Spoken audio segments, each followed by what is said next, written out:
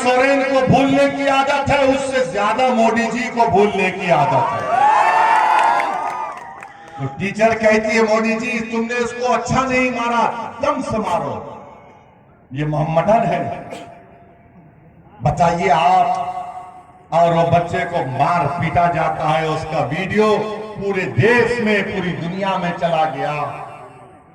उस बच्चे के बाप से मैंने बात की, हमारे वहां के मजलिस के सदर को भिजाया। जिस तरह हमारा सदर झारखंड का कभी कुछ हो जाता है तो शाकर दौड़ते हुए चीखे मारता है। अरे जिंदा अभी ठहरो, सुनो, तुम शाकिर साहब लेके आए क्या? तुमको सुनो हमारी बात। वहां पर हमारे सदर को भिजाया। उस 7 साल के बच्चे के वालिद से, पिता से हमने बात की। उसके बाप ने कहा, हमने पूछा पुलिस में कॉम्प्रोमाइज क्यों किया तुमने? तो उन्होंने कहा कि क्या करना ओवैसी भाई, हमको यह बताया गया कि गांव का माहौल खराब हो रहा है, हिंदू मुस्लिम नहीं होना चाहिए, इसीलिए हमने कोई कंप्लेन नहीं की, हमने अपने बच्चे को स्कूल से निकाल दिया। यही कमजोरी हमारी। अगर कोई बाप अपने बेटे की इज्जत के लिए नहीं लड़ेगा तो क्या दुनिया लड़ेगी? कौन लड़ेगा? अरे एक बाप ही तो लड़ेगा ना अपने बेटे की इज्जत के लिए। मगर उस बाप को भी मालूम कि बीजेपी की सरकार है, मोदी प्रधानमंत्री है, योगी मुख्यमंत्री है, मुझे इंसाफ नहीं मिलेगा। मेरे अजीज दोस्तों और बुजुर्गों, मेरी इज्जतदार मां और बहनों, याद रखो अगर आप इसी तरह डरते रहेंगे कि माहौल खराब हो जाएगा, अरे माहौल जुल्म से खराब हो रहा है, तुम्हारी खामोशी से माहौल खराब नहीं हो रहा है। चेहरे पर खड़ा हो गया भाई, नहीं दिख रहा। अगर वो बाप अपने बेटे की कंप्लेन नहीं कर सक रहा है, क्योंकि यही सेकुलरिज्म के चौधरी हैं, यही जो सेकुलरिज्म को ले गए देश में, उसने जाकर उस बच्चे के बाप से कह दिया कि तुम कंप्लेन मत करो, गांव का माहौल खराब हो जाएगा। अरे सालिमो, अगर तुम्हारे बेटे को मारते तो तुम खामोश बैठते, क्योंकि मार खाने वाला 7 साल का बच्चा मेरा बेटा था, मेरी औलाद थी। तो तुम में इतनी हिम्मत आ गई कि तुम मुझसे आकर कहते हो कि तुम माहौल को खराब होने मत दो। अगर किसी रांची में या उत्तर प्रदेश में योगी आदित्यनाथ के पोस्टर को फाड़ दिया जाएगा या मोदी के पोस्टर को फाड़ दिया जाएगा तो क्या करोगे? पुलिस दौड़ते हुए जाएगी उसके घर पर, उसके घर तक बुलडोजर लेकर जाएगी। मगर भारत में, हमारे वतन अजीज में, एक बाप से कहा जा रहा है कि तुम्हारे बेटे की कोई इज्जत नहीं है। अगर उसको स्कूल में थप्पड़ मारते तो थप्पड़ खा लो, मगर माहौल खराब होने मत दो। मैं आपसे कह रहा हूं, माहौल खराब होता है तो भाड़ में जाए। मैं अपनी औलाद के लिए खामोश नहीं बैठूंगा, मैं अपने बच्चे की इज्जत के लिए खामोश नहीं बैठूंगा। अगर गांव का माहौल मुझे बेइज्जती करने से खराब होता है तो फिर और खराब होने के लिए तैयार रहना पड़ेगा। क्या हमारी जान की कीमत नहीं है?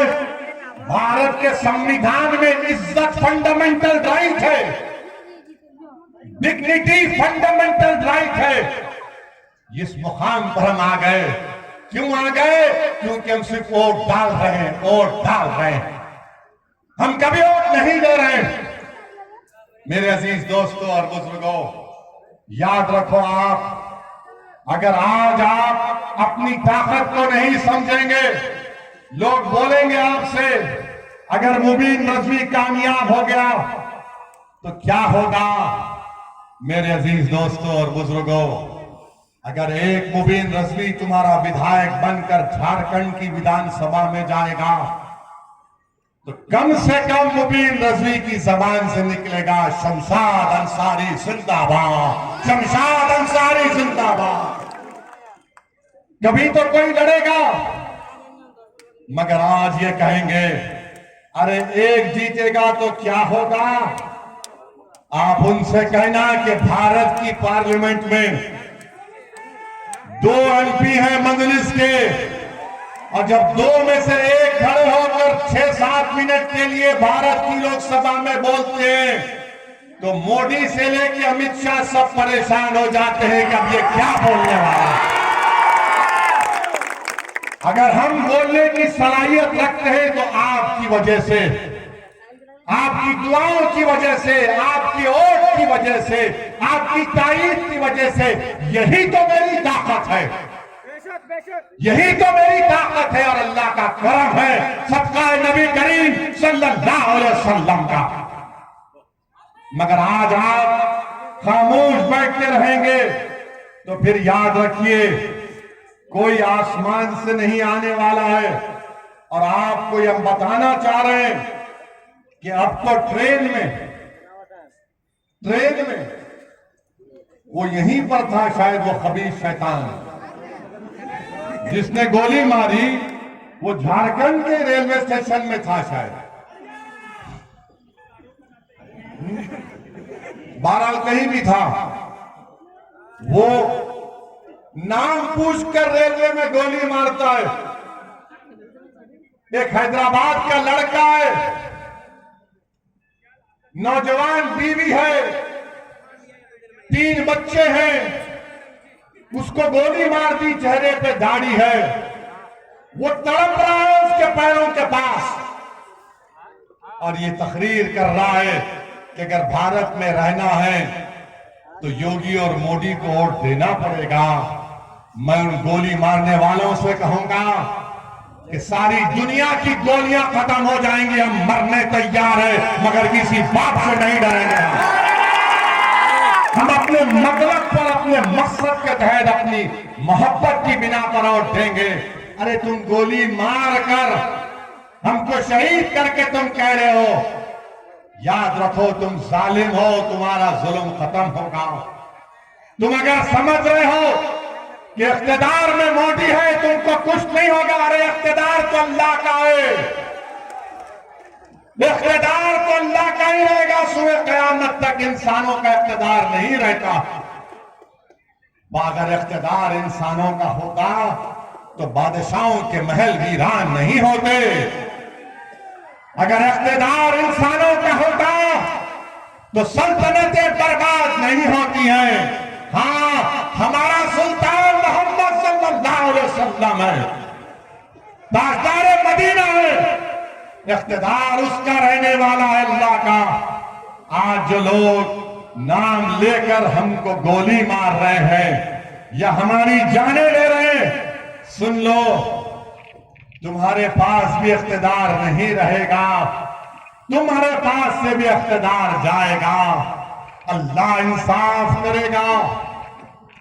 मैं जानता हूं कि किसी एक भारत के किसी एक मुकाम पर किसी एक मां के बेटे को किसी ने जान से मार दिया, तो जब मीडिया के लोगों ने जाकर उस पीड़ित मां से पूछा कि तुम्हारे बेटे की हत्या कर दी गई है, मां जी तुम्हारी तबीयत कैसी है, तो उस मां ने आंख में आंसू लाकर कहा कि मैंने तो सब्र कर लिया मगर मेरा अल्लाह सब्र नहीं करेगा। तुम आज गरीबों पर, कमजोरों पर जुल्म कर रहे हो, इंशाअल्लाह ताला कुदरत इंसाफ करेगी। मेरे अजीज दोस्तों और बुजुर्गों, आपको हम सिर्फ यही बताने आए हैं कि यहां पर आपने 20 साल से 19 साल से आपने एक ही उम्मीदवार को वोट दिया, उन्होंने कोई कारखाना नहीं कायम किया। मुबीन रजवी साहब और हमारे सदर साहब बता रहे थे कि यहां से कई नौजवान मर्द हजरात अपने अपने घर छोड़कर कोई मुंबई चला गया, कोई दिल्ली चला गया, तो कोई हैदराबाद चला गया। अगर कारखाना बन जाता तो कुछ काम लगता, यहां पर नौकरी मिलती, मगर हेमंत सोरेन ने ना कारखाना लगाया ना नौकरी लगाई। अब कह रहे हैं कि 60-40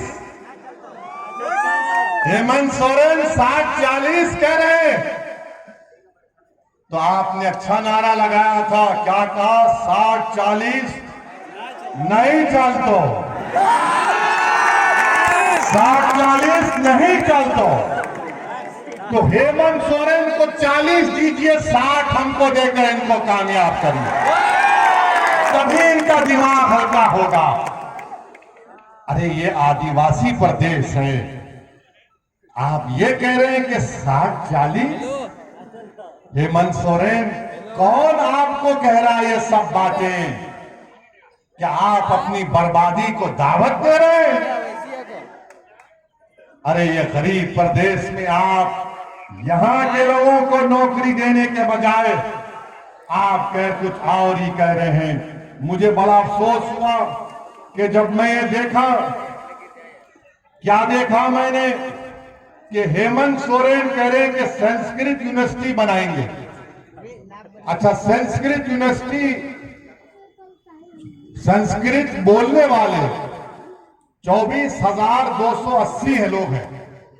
कितने लोग हैं संस्कृत बोलने वाले?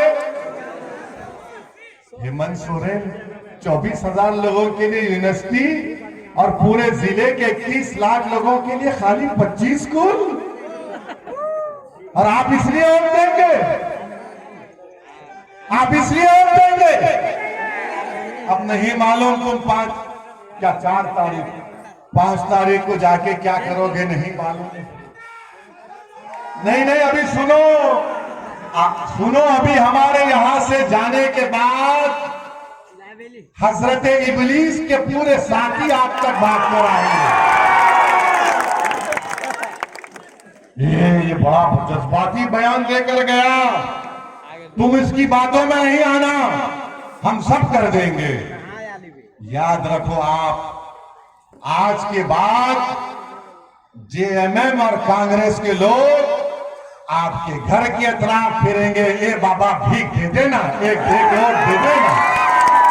ये तो हम काम कर दिए ना, ये तो हम रोड पे ला लिए उनको, तुम्हारे गांव में ला लिए, मगर अब आपकी जिम्मेदारी है कि आप अपने लिए, अपने बच्चों के लिए अपने वोट का सही इस्तेमाल करिए।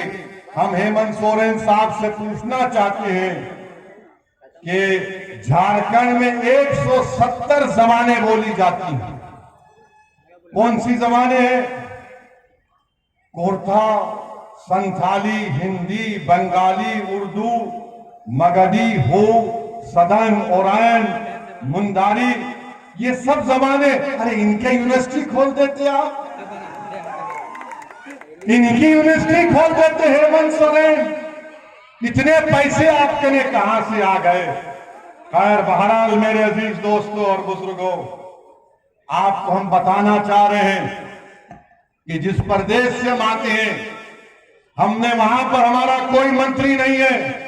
हमने हमारे मुख्यमंत्री से बात किया, हम तमाम मुस्लिम डेलीगेशन गए, मुख्यमंत्री से कहा कि तेलंगाना में यूनिफॉर्म सिविल कोड नहीं।